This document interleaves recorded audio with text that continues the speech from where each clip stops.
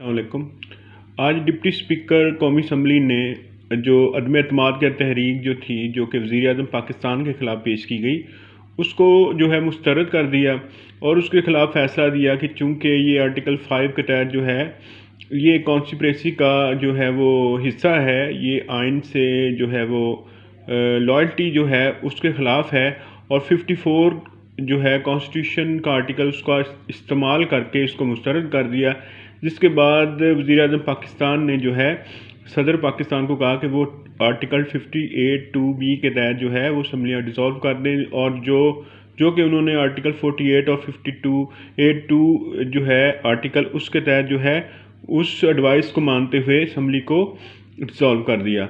अब इसके ख़िलाफ़ जो था जो अपोजिशन है वो सुप्रीम कोर्ट में गई। तो सबसे पहले तो ये देखें, ऊपर सलमान अकरम राजा साहब, एतज़ार हसन साहब, एहसन बून साहब जो थे, उन्होंने स्पीकर की जो डिप्टी स्पीकर की रूलिंग जो है उसको अनकॉन्स्टिट्यूशनल करार दिया। इसके बरक्स जो है वो रांझा साहब ने जो है उन्होंने कहा कि जी डिप्टी स्पीकर ने जो रूलिंग दी है वो ठीक है और उसको चैलेंज नहीं किया जा सकता। तो देखें कि उसके ख़िलाफ़ जब सुप्रीम कोर्ट में गए हैं, अब हमने देखना है कि सुप्रीम कोर्ट इसमें क्या कर सकती है। जब तक ये वीडियो बन रही है, अब लेटेस्ट जो इसमें इंफॉर्मेशन आई है वो ये है कि सुप्रीम कोर्ट ने आर्टिकल 184 सब आर्टिकल 3 के तहत आज खुद नोटिस लेते हुए इसमें जो है लार्जर बेंच जो है वो तश्कील दे दिया है। तो अब देखेंगे इस पर जो भी जजमेंट आएगी सुप्रीम कोर्ट की, वो आर्टिकल 189 जो है और 190 के तहत बाइंडिंग होगी। जो है वो तमाम लोगों जो इसमें मुतासरीन हैं या तमाम जो भी इसमें अपोजिशन है या हुकूमत है। तो देखें कि सुप्रीम कोर्ट ने जो आज इसमें इसकी प्रोसीडिंग स्टार्ट की है, इतवार को छुट्टी वाले दिन जो है, इससे पहले सिर्फ एक किसकी मिसाल मिलती है, जनाब चौधरी इफ्तिखार साहब जो है 2007 में जो चीफ जस्टिस है उस वक्त, उन्होंने परवेज़ मुशर्रफ के एमरजेंसी फ़ैसले के ख़िलाफ़ जो थी इतवार के दिन जो है उसके ख़िलाफ़ फ़ैसला किया था।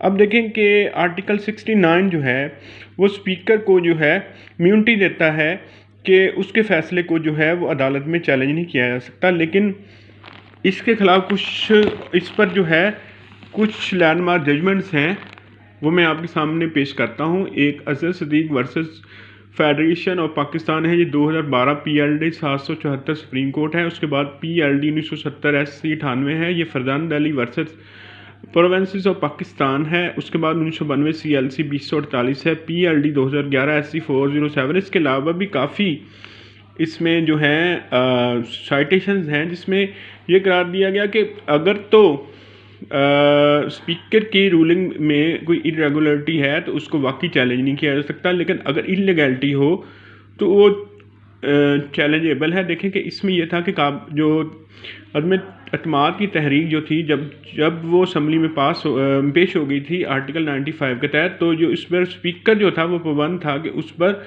वोटिंग करवाता।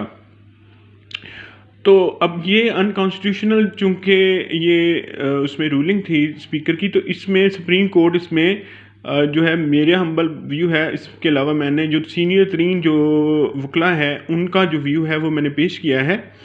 तो मेरे ख्याल में वो जो है सुप्रीम कोर्ट जो है after hearing both the parties वो स्पीकर को भी कॉल कर सकती हैं कि जी बताएं आपने जो ऑर्डर ये रूलिंग पास की है आपने किस इख्तियार के तहत की है। तो स्पीकर साहब इसमें कहेंगे कि मेरे पास आर्टिकल 1 जो है वो 69 जो है 169 उसके तहत जो है 69 जो है उसके तहत मेरे पास जो है वो पावर है कि मेरे जो रूलिंग को चैलेंज नहीं किया जा सकता। तो इस पर सुप्रीम कोर्ट फिर अपना फ़ैसला देगी। अब देखें कि आर्टिकल 187 ऑफ कॉन्स्टिट्यूशन जो है वो जस्टिस इक्विटी के लिए सुप्रीम कोर्ट कोई भी इंटरम ऑर्डर पास कर सकती, even hearing the before both the parties वो कोई जो है इंटरम ऑर्डर पास कर सकती हैं। सुप्रीम कोर्ट का जो फ़ैसला होगा वो मैंने आपको पहले भी बताया है कि आर्टिकल 189 के तहत जो है वो बाइंडिंग होगा तमाम जो है पार्टीज़ पर। तो ये आज की मेरी वीडियो है और इसमें ये देखें कि इलीगैलिटी होगी तो फिर जो है उसको चैलेंज किया जा सकता है उसको कोर्ट्स में, और अगर कोई प्रोसीडिंग में इरेगुलरिटी है तो फिर उसके ख़िलाफ़ जो है कि उसको 69 के तहत जो है वो इम्यूनिटी हासिल है। तो मुझे उम्मीद है कि यही फ़ैसला जो है वो सुप्रीम कोर्ट करेगी कि इसमें क्योंकि इसमें जो क्योंकि आर्टिकल 95 के तहत अदम एतमाद जो है वो उस वक़्त पार्लियामेंट में आ चुकी थी, तो असम्बली में आ चुकी थी, तो उस वक़्त उस पर जो है वो पहले वोटिंग होना ज़रूरी था। तो जो इमरान खान साहब का जो फ़ैसला है जिसमें उन्होंने असम्बलियाँ तोड़ दी, उसको भी अनकॉन्स्टिट्यूशनल करार देकर दोबारा जो है वो वोटिंग का हुक्म दे सकती है supreme court. Thank you so much.